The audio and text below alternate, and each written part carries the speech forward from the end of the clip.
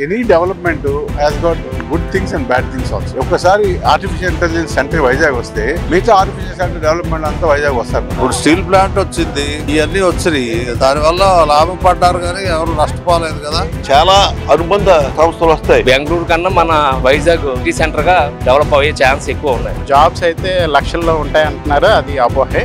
Hub ఇది అంతా కూడా డేటా స్టోరేజ్ సెంటరే, మెయింటెనెన్స్ వరకే ఉంటుంది. హిందుస్థాన్ పెట్రోలేమో 8 మిలియన్ టన్స్ నుంచి 13 మిలియన్ టన్స్ చేస్తే ఒక్కడు మాట్లాడలేదు. దాన్ని ఎంత చేసేది ఊర్లోని బిగ్గెస్ట్ హీట్ ప్రొడ్యూసింగ్ థింగ్. అది ఎవరు పట్టించుకోలేదు. దీని గురించి మాత్రం వాళ్ళు పట్టించుకోలేదు.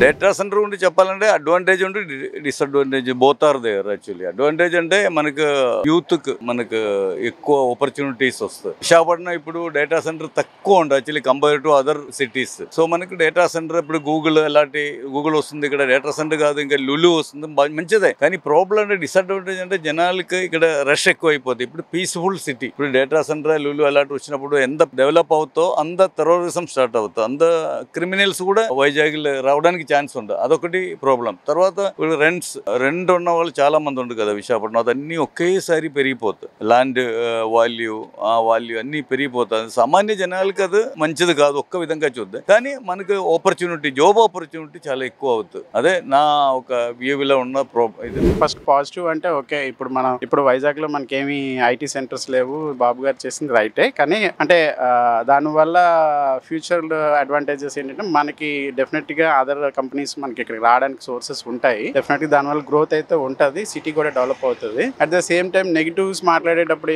ఎలా ఉంటుంది, నెగిటివ్స్ మాట్లాడేటప్పుడు డేటా సెంటర్ వల్ల జాబ్ రిసోర్స్ అయితే పెరగదు. బికాస్ డేటా సెంటర్ లో జాబ్ హోల్డర్ కి మనకి వైజాగ్ లో ఆ సోర్సెస్ లేదు. జాబ్ చేసే సోర్స్ ఇక్కడ ఇంకా డెవలప్ అవ్వాలి, అలాంటి క్యాండిడేట్స్ ఇక్కడ కావాలి, ఆ మెచ్యూరిటీ రావాలండి జనాలకి, ఆ నాలెడ్జ్ కూడా రావాలి. ఆ నాలెడ్జ్ పెంచాలంటే ఫస్ట్ నాలెడ్జ్ గెయినింగ్ సెంటర్స్ మనకి ఇక్కడ పెట్టాలి. పెట్టిన తర్వాత మనకి అది కూడా డేటా సెంటర్ లో జాబ్స్ అయితే లక్షల్లో ఉంటాయి అంటున్నారు, అది అపోహే. ఎందుకంటే 2000-3000 జాబ్స్ కంటే అందులో డేటా సెంటర్ లో వర్క్ చేసే పరిస్థితి ఉండదు. ఎందుకంటే ఇట్స్ ఏ హబ్, అది అంతా కూడా డేటా స్టోరేజ్ సెంటరే, మెయింటెనెన్స్ వరకే ఉంటుంది. దాని వల్ల అదర్ కంపెనీస్ వస్తాయి, అది ఫ్యూచర్. అది ఇప్పుడు డేటా సెంటర్ వల్ల మెయిన్ ఉన్న అపోహలు ఏంటంటే దాని వల్ల వాటర్ రిసోర్స్ చాలా ఎక్కువ యూసేజ్ ఉంటుంది అండ్ పవర్ కన్జంప్షన్ కూడా ఉంటుంది. దానివల్ల జనాలందరూ వాటర్ ఇంత ఎక్కువ వాడతారు కాబట్టి ఆ చుట్టుపక్కల పరిసరాలు ఎలా ఉంటుంది, డ్రై అయిపోద్ది అని కొంతమంది అంటున్నారు. అలాగే గ్రీన్ ఎలక్ట్రిసిటీ వాడతాం అంటున్నారు. మనకి ఇంకా ఆ రీసోర్స్ లేదు,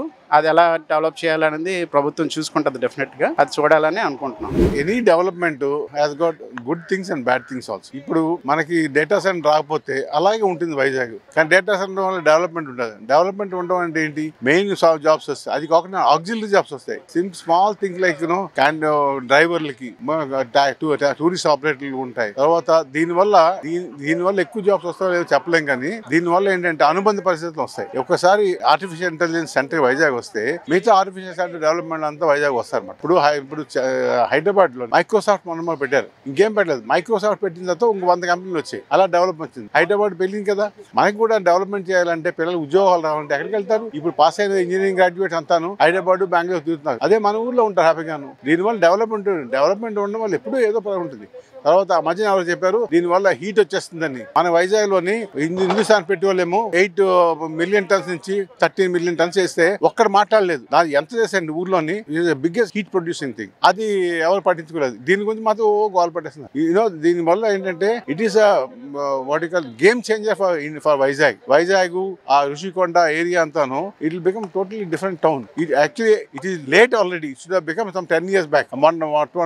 ఇప్పుడు వచ్చింది. But this is boon for Vizag, blessing for Vizag. Manavanతా we should encourage it, not criticize it. If you want development, if you want jobs, you want people to flourish, you want to live in the same way, మళ్ళీ పల్లెటూరులోనే అలా ఎద్దు తోక పట్టుకొని తిరుగుదామంటే అలాగే ఉండండి, పర్లేదు, there no problem. Of living total గా India wide ఉంటుంది కానీ ఇక్కడ ఒకసారి పెరగదు కదా. డేటా సెంటర్ వల్ల ఎంప్లాయ్మెంట్ వస్తుంది. వాటర్ అంతా గోదావరి వాటర్ వస్తుంది కదా పోలవరం. బడ్జెట్ వేరే ఉంది, సెంట్రల్ గవర్నమెంట్ ఇచ్చింది పోలవరానికి, మరి ఆ వాటరే వస్తుంది. వేరే ఎక్స్ట్రా ఎందుకు కడతారు? వచ్చే వాటర్ ఆల్రెడీ ఉంది. ఎక్స్ట్రా వాటర్ కోసం ఇప్పుడు గోదావరి వాటర్ తీసుకొస్తున్నారు. అద్దెలు పెరుగుతాయి. ఉడా ఉంది, ఎందుకు ఉడా డెవలప్ చేసి లో బడ్జెట్ లో ఇవ్వాలి. సైట్లు ఇస్తే ఎవరికాళ్ళు ఇల్లు కట్టుకుంటారు. అయినా గవర్నమెంట్ ల్యాండ్ చాలా ఉంది కదా, గవర్నమెంట్ ల్యాండ్ ఉంది, ప్రైవేట్ ల్యాండ్ ఉంది. వాళ్ళు ఉడా చేసే పనే అది కదా. LIG, MIG, HIG 3 కేటగిరీలుగా ఇవ్వాలి వాళ్ళు. ఇప్పుడు అందరికి ఉపయోగపడుతుంది కదా. దానివల్ల నష్టమే లేదు, లాభమే కానీ డేటా సెంటర్ వల్ల. ఇప్పుడు స్టీల్ ప్లాంట్ వచ్చింది, ఇవన్నీ వచ్చినాయి. దానివల్ల లాభం పడ్డారు కానీ ఎవరు నష్టపోలేదు కదా. రావటం వల్లే డెవలప్మెంట్ అయింది. బెంగళూరు, హైదరాబాద్ దానికి కంపారిజన్ ఏముంది? హైదరాబాద్ ఏముంది? 20 years బ్యాక్ ఏమి లేదు డెవలప్మెంట్. ఓన్లీ ఇది ఉండేది. ఎప్పుడైతే సాఫ్ట్వేర్ వచ్చిందో, మైక్రోసాఫ్ట్ రాగానే అన్ని కంపెనీలు వచ్చినాయి. వాళ్ళు అదే హైయెస్ట్ ఇది కదా, బెంగళూరుని బీట్అవుట్ చేసింది హైదరాబాద్. అలాగే వైజాగ్ కూడా చేయొచ్చు. మనకు అడ్వాంటేజ్ సీ కోస్ట్ ఉంది, 1000 kilometers సీ కోస్ట్. దాన్ని టూరిజం గా డెవలప్ చేయొచ్చు, చాలా బాగా చేయొచ్చు. డెవలప్మెంట్ లేదే మనుషులు ఎలా బతుకుతారు? ఉద్యోగాలు ఏముంటాయి? రావడం వల్ల విశాఖపట్నం బాగా డెవలప్మెంట్ అవుద్ది. తర్వాత ఎన్నో అనుబంధ కంపెనీలు వస్తాయి. దానివల్ల చాలా మందికి ఉద్యోగాలు వస్తాయి. ఇది సూటబుల్ ఏరియా డేటా సెంటర్ కి. ఎందుకంటే సముద్రం ఉంది, సముద్రం నుంచి కేబుల్ రన్ అవుతుంది దానికి.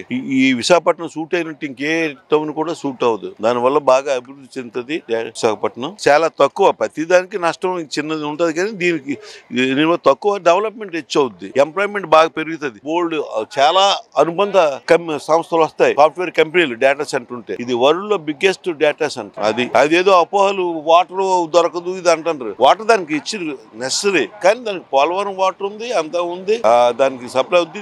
దానికి ఏమి ఇబ్బంది లేదు. కొంతమంది ఇష్టం లేని వాళ్ళు కొన్ని పొలిటికల్ రాజకీయ పార్టీలు అలా మాట్లాడుతుంటారు. తప్పించి డేటా సెంటర్ చాలా లాభం విశాఖపట్నం. కరెంట్ మనకు సర్ప్లస్ కరెంట్ ఉంది, మనకి కరెంట్ ప్రాబ్లం లేదు. అవన్నీ మరి ఏదంటే అవ్వాలి కదా పెద్ద కంపెనీ వచ్చినప్పుడు. ఈ డేటా సెంటర్ అనేది ఏంటంటే it is a part of development వచ్చేటప్పుడు రెవెన్యూ కూడా జనరేట్ అవుతుంటది.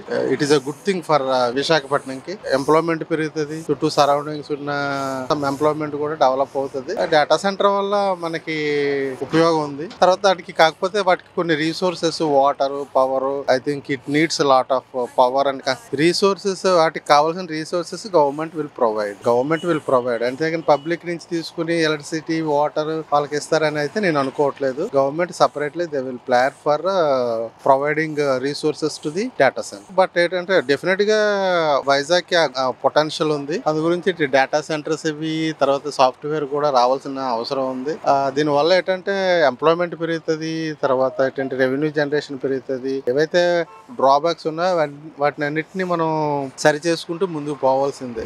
డేటా సెంటర్ రావడం చాలా మంచిదండి. ఎందుకంటే ఒక 12 దేశాల తాలూకు డేటా మన దగ్గర ఇక్కడ స్టోరేజ్ ఉంటుంది. ఇక్కడ నుంచే మొత్తం ఆ దేశాలకు అన్నిటికీ కూడా ఈ డేటా అనేది ఫార్వర్డ్ చేయడము, స్టోరేజ్ చేయడం అని చేస్తారు. కాబట్టి ఇక్కడ ఇంచుమించు 2 లక్షల మందికి ఉపాధి కలుగుతుందని మా అంచనా. ఇది రావడం వల్ల వైజాగ్ కూడా డెవలప్ అవుతుంది. ఇంకా మంచి మంచి కంపెనీలు వచ్చే అవకాశం కూడా ఉంటది. చంద్రబాబు నాయుడు గారు, లోకేష్ గారు, పవన్ కళ్యాణ్ గారు చాలా కష్టపడి మంచి మంచి కంపెనీలు తెస్తున్నారు. వాళ్ళకి నిజంగా ధన్యవాదాలు చెప్పాలి. మనం హైదరాబాద్ ఏంటంటే బెంగళూరు కన్నా మంచి సిటీగా తయారవుతుంది ఒకప్పటికి. మనం ముందుకి ఇదే గవర్నమెంట్ ఫామ్ అయితే మళ్ళీ బెంగళూరు కన్నా మన వైజాగ్, విశాఖపట్నం మంచి ఐటీ సెంటర్ గా డెవలప్ అయ్యే ఛాన్స్ ఎక్కువ ఉన్నాయి. లేదండి, ఇది మనం తాగే నీళ్ళేమో ఉపయోగించరు కదా. వీళ్ళంతా సముద్రం నుంచే వాళ్ళు ఆ వాటర్ అదంతా సముద్రం నుంచే వాళ్ళు చేసుకుంటారు. సముద్రం నుంచే కేబుల్స్ అన్ని రన్ చేసుకుంటారు.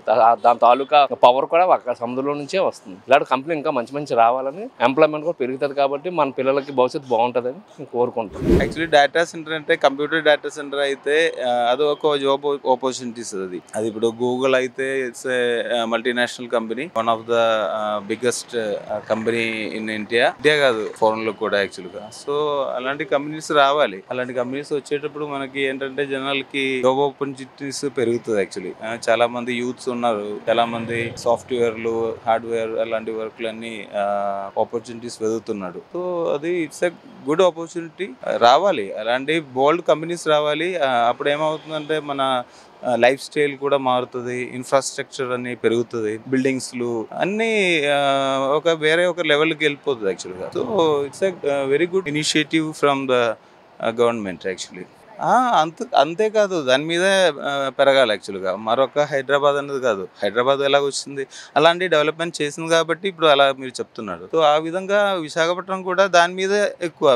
విశాఖపట్నం కంపేర్ టు హైదరాబాద్ అంటే it's more bigger opportunities, spaces, everything we have here actually. దాని ఇన్ఫ్రాస్ట్రక్చర్ అంటే అదే యాక్చువల్గా. ఇప్పుడు ఏదో ఒక కంపెనీ వాళ్ళు వచ్చిందనుకో, దానికి ఇన్ఫ్రాస్ట్రక్చర్ వాళ్ళు చూస్తారు యాక్చువల్గా. దానికి సపోర్టింగ్ ఇమ్యూనిటీస్ ఏం కావాలో, దానికి వాటర్ అవ్వచ్చు, రూట్స్ అవ్వచ్చు, రోడ్స్ అవ్వచ్చు, ఇంకా బిల్డింగ్స్ అవ్వచ్చు, ఇదన్నీ వాళ్ళు బాధ్యత కదా. సో వాళ్ళు అదన్నీ రెడీ చేస్తారు. దాన్ని బట్టి అది ఎలాగా ముందుకెళ్తారు యాక్చువల్గా. సో మీ దాంట్లో ఉన్నది తీసుకొని ఇంకొక దగ్గర పెట్టడం కాదు, అది మనం డెవలప్ చేస్తున్నాడు యాక్చువల్. సో అలాంటి ప్రాబ్లమ్స్ జనాలకి ఏమి ఉండదు యాక్చువల్. ఎందుకంటే ఇది ఇంకొకటి, ఇది ఒక పొల్యూషన్ మేకింగ్ ప్రాసెస్ ఏం కాదు కదా. ఒక బిల్డింగ్స్ ఇన్ఫ్రాస్ట్రక్చర్ రెడీ చేసుకొని అక్కడ ఒక 50,000 మందిని ప్రొక్యూర్ చేసి వాళ్ళకి ఒక జాబ్ ఆపర్చునిటీస్ ఇచ్చి వాళ్ళకి మంత్లీ జీతం ఇచ్చి అలాగా చేస్తున్నాడు కదా. So it's absolutely good for people.